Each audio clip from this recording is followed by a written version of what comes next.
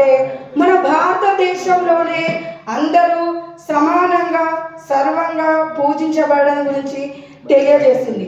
సమానత్వం, కుల మత భేదం అనే తేడా లేకుండా అందరూ సమానం అనేది తెలియజేయడం జరుగుతుంది.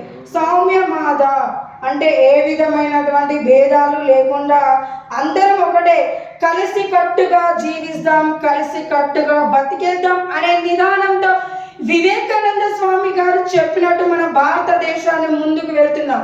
బట్ ఓన్లీ ఒక చిన్నది ఏంటంటే, మన భారతదేశం అనేది ఎప్పుడు కూడా డెవలప్ అవుతూనే ఉంది. బట్ కానీ ఎప్పుడు డెవలపింగ్ అయిందనేది కూడా ఇంతవరకు వినలేదు. బట్ చేంజ్ అంటూ రావాల్సిందంటే మన కాడ నుంచే రావాలి. ఏదైనా ప్రశ్నించేవాడే చేసుకోవడానికి పెద్ద నినాదంతో కూడా మనకు ఒక చిన్న చెప్పండి.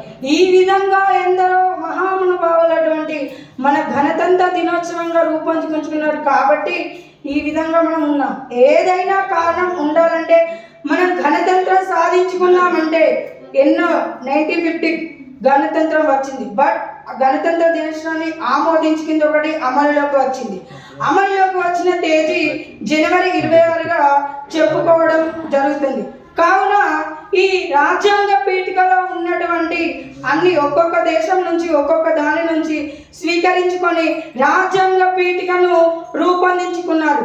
కాబట్టి మనం ఆ రాజ్యాంగ పీఠికలో ఉన్నటువంటి అన్ని అలవాట్లు లేకున్నా కూడా కొన్ని ఏవో మనకు సాధ్యమైనటువంటి అలవాట్లు నేర్చుకోవడంలోనే తృప్తి చెందుతూ గొప్ప కొంచెం మంచి విషయాలను నేర్చుకుంటూ ఉన్నత పదవిని సహకరించాలని కోరుకుంటూ మరొకసారి అందరికీ గణతంత్ర దినోత్సవ శుభాకాంక్షలు తెలియజేస్తూ నా చిన్న ఉపన్యాసాన్ని ముగిస్తున్నాను.